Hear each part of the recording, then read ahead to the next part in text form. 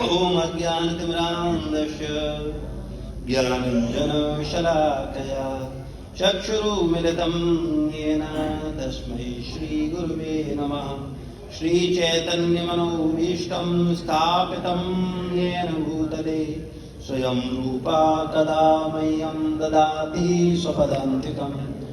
वन्देऽहं श्रीगुरो श्रीयुतपदकमलं श्रीगुरुं वैष्णवांश्च श्रीरूपं साग्रजातं सहगणरघुनाथामृतं तं सजीवं सावद्वैतं सावधूतं परिजनसहितं कृष्णचैतन्यदेवं श्रीराधा कृष्णपादान् सहगणललिता श्रीविशाखान्वितांश्च।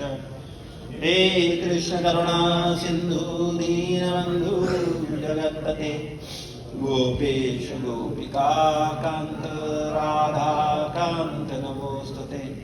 तप्त कांचन गौरांगी राधे वृंदावनेश्वरी वृषभानुसुते देवी प्रणमामि हरिप्रिये। वाञ्छा कल्पतरुभ्यश्च कृपा सिन्धुभैव च पतितानां पावनेभ्यो वैष्णवेभ्यो नमो नमः। जय श्री कृष्ण चैतन्य प्रभु नित्यानंद श्री अद्वैत गदाधर श्रीवासादि गौर भक्तवृंद। हरे कृष्णा कृष्णा कृष्णा हरे हरे, हरे राम राम राम हरे हरे। नमो विष्णुपादाय कृष्णपृष्ठाय भूतले श्रीमते भक्तिवेदांत स्वामीति नामिने।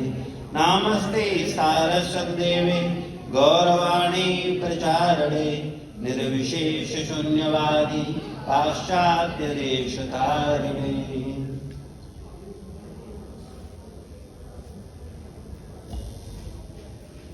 हरे कृष्ण। श्री श्रीमद् ऐसी भक्ति वेदांत स्वामी श्रील प्रभुपाद की जय। भगवद गीता यथारूप अध्याय 9 श्लोक संख्या 27। यत् करोषि यदश्नासि यज्जुहोषि ददासि यत् तपस्यसि कौन्तेय तत् कुरुष्व मदर्पणम्। भगवान बड़े दयालु का छोटा तात्पर्य वाला श्लोक आया है, क्योंकि 8 बजे जाना है। आशियाना में एक कार्यक्रम है, हाउस प्रोग्राम है। हे कुंती पुत्र, तुम जो कुछ भी करते हो, जो कुछ खाते हो, जो कुछ अर्पित करते हो या दान देते हो, और जो भी तपस्या करते हो, उसे मुझे अर्पित करते हुए करो। तात्पर्य इस प्रकार यह प्रत्येक व्यक्ति का कर्तव्य है कि अपने जीवन को इस प्रकार ढाले कि वह किसी भी दशा में कृष्ण को न भूल सके।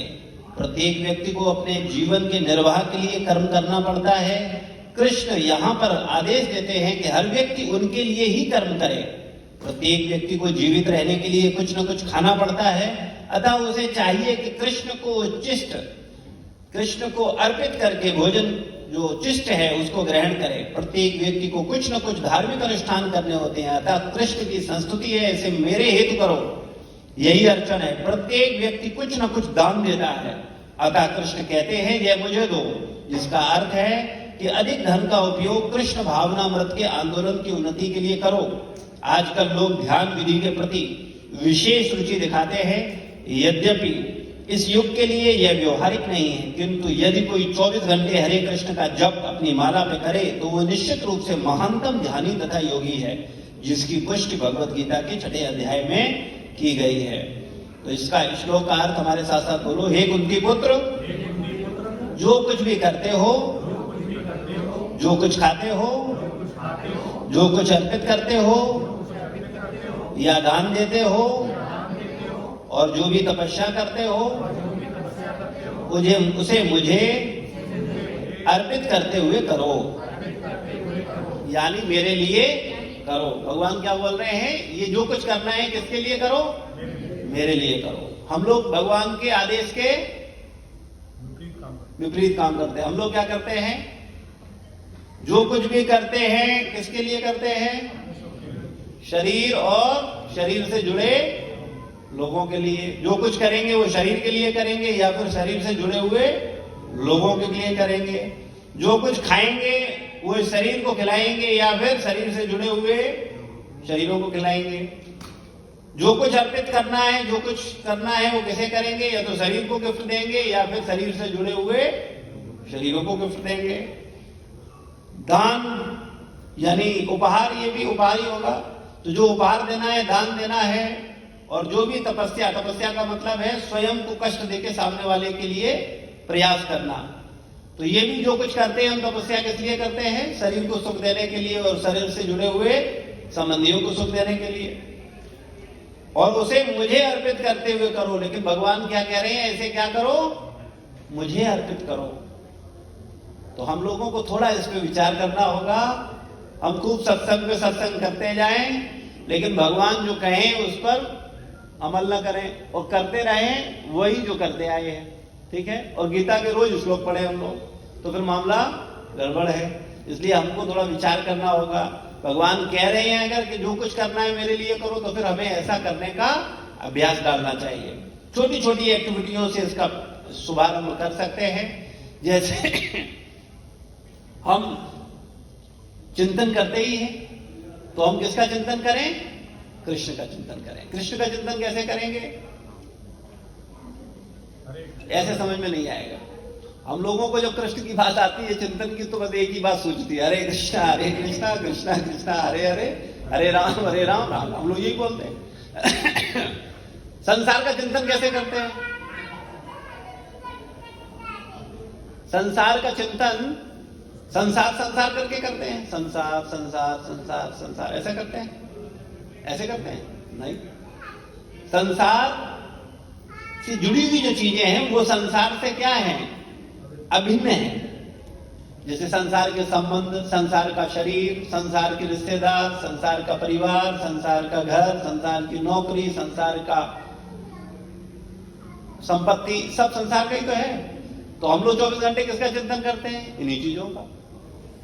तो चिंतन कैसा होता है? बड़ा व्यवहारिक हो जाता है ना।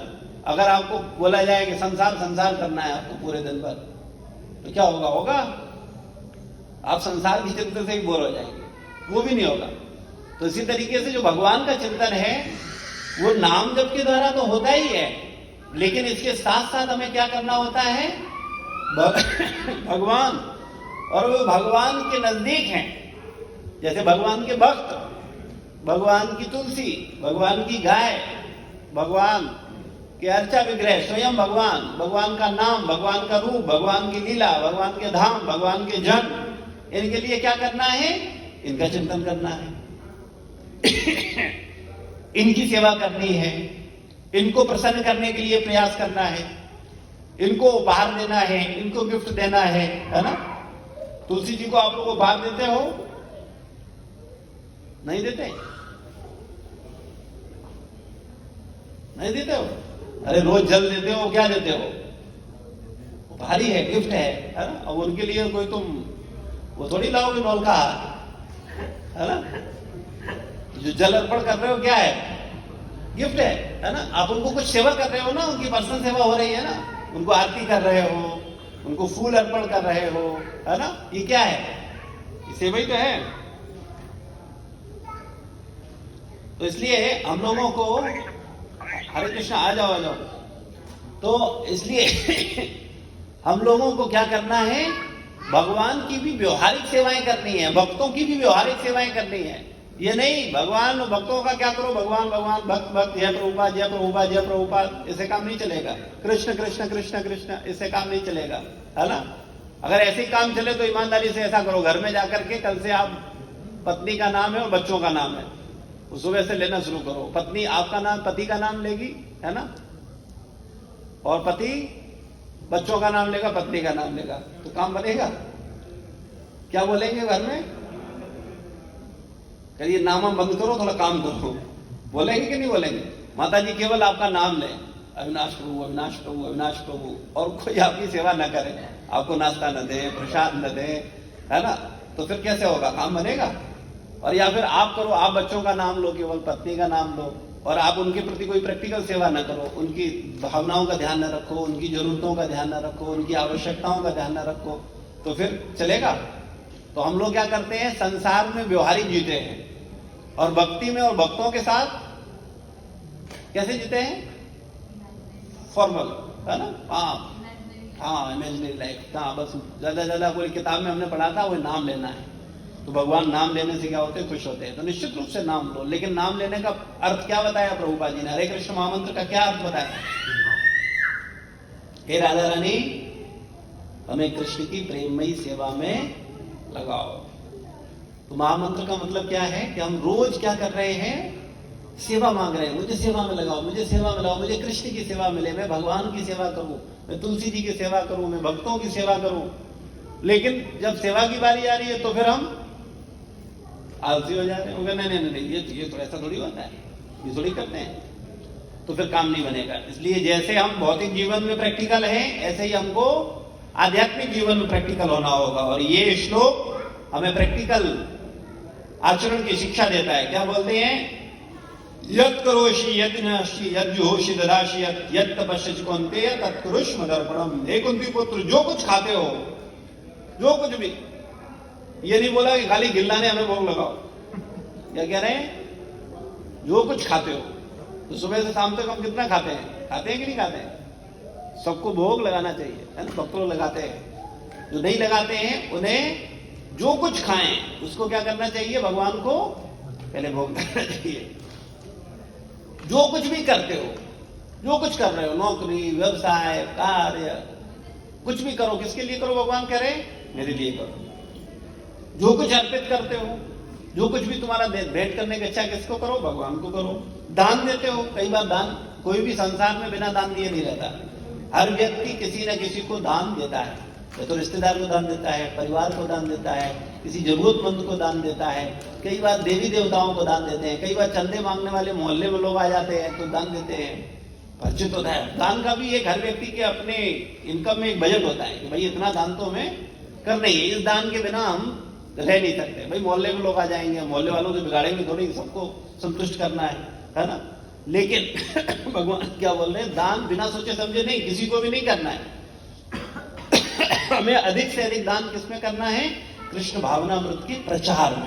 प्रभुपाद जी स्पष्ट बोल रहे हैं, कृष्ण भावनामृत का प्रचार में वृद्धि हो, ज्यादा से ज्यादा लोग सत्संग करें, ज्यादा से ज्यादा लोग गीता पढ़ें, ज्यादा से ज्यादा लोग अपने जीवन को भगवान की सेवा में लगाएं, भक्तों की सेवा में लगाएं। तो इससे क्या होगा? उनके जीवन में आनंद आएगा। तो जो कुछ तपस्या करो, जो कुछ अर्पित करते हो, किसके लिए करो? मेरे लिए करो। तो भगवान की सेवा के लिए हमें सब कुछ करना चाहिए। भगवान का स्पष्ट निर्देश है कि जो कुछ करो, किसके लिए करो? मेरे लिए करो। इतने अधिकार से कौन बोल सकता है? जैसे एक बच्चा अपने पिता से बड़े अधिकार से बोलता है, पापा मेरे लिए ये ले आना। बोलता है कि नहीं बोलता? एक पत्नी अपने पति से अधिकार से बोलती है कि नहीं बोलती? सुनो जी जरा ऐसा है, ये ले आना, है ना? ये अधिकार कहां से आया? प्रेम से आया, संबंध से आया। इसीलिए इसी अधिकार के साथ भगवान हमसे कह रहे हैं, क्या कह रहे हैं? जो कुछ करो मेरे लिए करो। और ये क्यों कह रहे हैं? उनके पास कोई कमी है इसलिए कह रहे हैं। भगवान क्यों कह रहे हैं कि जो कुछ खाओ मुझे खिलाओ? उनके पास खाने की कमी है क्या? क्यों कह रहे हैं? हमारे भले के लिए उनसे प्रेम करते हैं। वो चाहते हैं कि ये भी सुखी हो जाए, इसलिए वो कह रहे हैं मुझे अर्पित करो। जो कुछ कर रहे हो मेरे लिए करो। तुम करते हो, कुछ भी काम कर रहे हो तो मेरे लिए कुछ करो, कुछ तो टाइम मुझे दो, मेरे लिए भी तो कुछ करो, है ना? तो हम लोगों को भगवान के प्रचार के लिए योजनाएं बनानी चाहिए। ज्यादा से ज्यादा हम कैसे लोगों को गीता पढ़ाएं, ज्यादा से ज्यादा हम कैसे लोगों को हरे कृष्ण महामंत्र जप करवाएं, ज्यादा से ज्यादा कैसे हम लोगों को साधना में लाएं, सत्संग करवाएं। इसके लिए हमारे दिमाग में लेना है। तो इससे क्या होगा? जब हम ये सब हमारे दिमाग में चलेगा तो फिर क्या होगा? हम भगवान की विषय में सोच रहे होंगे। और ये कैसा चिंतन होगा? स्वाभाविक चिंतन होगा। आप हरे कृष्ण महामंत्र नामाचार हरदास की ठाकुर की तरह 18 घंटे नहीं कर सकते, लेकिन आप भगवान की सेवा के लिए, प्रचार के लिए 24 घंटे योजना बना सकते हो। और बड़ा स्वाभाविक होता है, बड़ा इजी होता है। लेकिन अगर हम आपसे कहें कि 18 घंटे आपको जाप करना है, फिर क्या होगा? संभव नहीं है। लेकिन भगवान बोल रहे हैं मन मना मत भक्तो, अपने मन को मुझ में लगाओ, मेरा चिंतन करो, निरंतर मेरा चिंतन करो। और ऐसा किस लिए करो? भगवान का चिंतन करने से क्या होता है? आनंद मिलता है। भगवान हमसे प्रेम करते हैं, वो चाहते हैं हम लोग सुखी रहें, हम लोग आनंद में रहें। अच्छा मुझे एक उदाहरण दो संसार का। आप सब संसार में रहते हो, आप सबको संसार का अनुभव है। हो सकता है आध्यात्म का अनुभव न हो, संसार का तो अनुभव है ही। ईमानदारी से बताओ, संसार में कितने पति संतुष्ट हो गए हैं अपनी पत्नियों से, कितनी पत्नी संतुष्ट हो गई हैं अपने पति से, कितने बच्चे संतुष्ट हो गए हैं अपनी माता से। और ये सेवाएं हम कब से कर रहे हैं? अनंत जन्मों से। हर जन्म में हमने खूब सेवा किया है, लेकिन कोई संतुष्ट हुआ नहीं हुआ। तो इसका कारण क्या है? इसका कारण ये है उचित पात्र का सेवा नहीं हो रहा है। तो हम लोगों को क्या करना है? उचित पात्र का सेवा करने का अभ्यास करना है, धीरे धीरे। एकदम नहीं होगा, हमारा स्वभाव जन्म जन्मांतरों का है। लेकिन इसका मतलब ये नहीं है कि हम पत्नी की उपेक्षा करें, पति की उपेक्षा करें, बच्चे की उपेक्षा करें, नहीं, ऐसा बिल्कुल नहीं है। कई बार जब बात बताई जाती है उसको हम कुछ का कुछ समझें तो भाई आप क्या समझ रहे हो उसके जिम्मेदार आप हो, हम जो बोल रहे हैं वो समझो। हमारा कहना केवल ये है कि हमें अपने कर्तव्य निर्वहन सबके प्रति करना है, पत्नी के प्रति भी, पति के प्रति भी, बच्चों के प्रति भी, माँ बाप के प्रति भी, संसार के प्रति भी।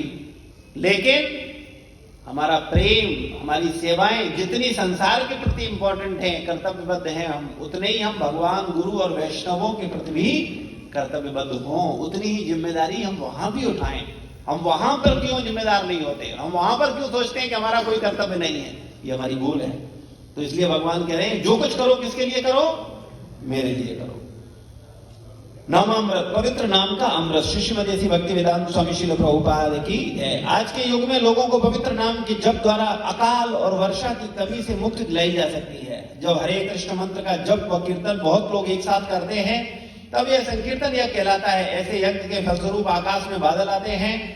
आज के इस अकाल के समय में लोग साधारण तरीके से हरे कृष्ण यज्ञ द्वारा अन्न और वर्षा की कमी से मुक्ति पा सकते हैं। निश्चय रूप से यह पूरे समाज को आराम दिला सकता है। वर्तमान काल में पूरे यूरोप और अमेरिका में लोग सूखे से पीड़ित हैं, लेकिन अगर वो कृष्ण भावनामृत आंदोलन को पूरी तरह से अपनाएं, पापपूर्ण क्रियाओं को छोड़ दें और हरे कृष्ण महामंत्र का जप व कीर्तन करें तो उनकी सारी समस्याएं आसानी से सुलझ जाएंगी। लेकिन ये भौतिकवादी लोगों को ये सेंटेंस, ये पैराग्राफ कतई समझ में नहीं आएगा। वो कहेंगे अच्छा नाम में बारिश हो जाएगी, तो उनसे कहो तुम अपने साइंटिफिक तरीके से बारिश कर दो। करवा पाया कोई साइंटिस्ट? क्या साइंटिस्ट बारिश कर सकते हैं? नहीं कर सकती। ये उनके हाथ में नहीं है। कुछ हेलीकॉप्टर से कुछ 1000 टन गिरा देना अलग बात है। और अथाह वर्षा वो केवल प्रकृति द्वारा होती है। तो इसलिए हमें समझना चाहिए वर्षा कैसे होती है, गीता में बताया गया, यज्ञ से। और सारे यज्ञों में सबसे श्रेष्ठ यज्ञ कौन सा है? जप यज्ञ। तो हम लोग जो हरे कृष्ण महामंत्र करते हैं, इससे स्वाभाविक रूप से क्या होता है? हाँ, बारिश होती है। तो हम लोगों को इसको समझना चाहिए। तो हम लोगों को हरे कृष्ण महामंत्र का जप बहुत ही उत्साह के साथ करना चाहिए, जिससे क्या होगा? हम वर्षा ला सकते हैं और लोगों को सूखे से पीड़ा से मुक्त कर सकते हैं। तो हम सब लोगों को प्रयास होना चाहिए कि हम लोग हरे कृष्ण महामंत्र का स्वयं भी कीर्तन करें और अन्यों को भी करवाएं। प्रचार ही सारा अगली बार लेंगे क्योंकि सब भक्त वेट कर रहे हैं। श्रील प्रभुपाद की जय, गुरु महाराज की जय, समस्त भक्त वृंद की जय, पिताई गौर प्रेमानंद।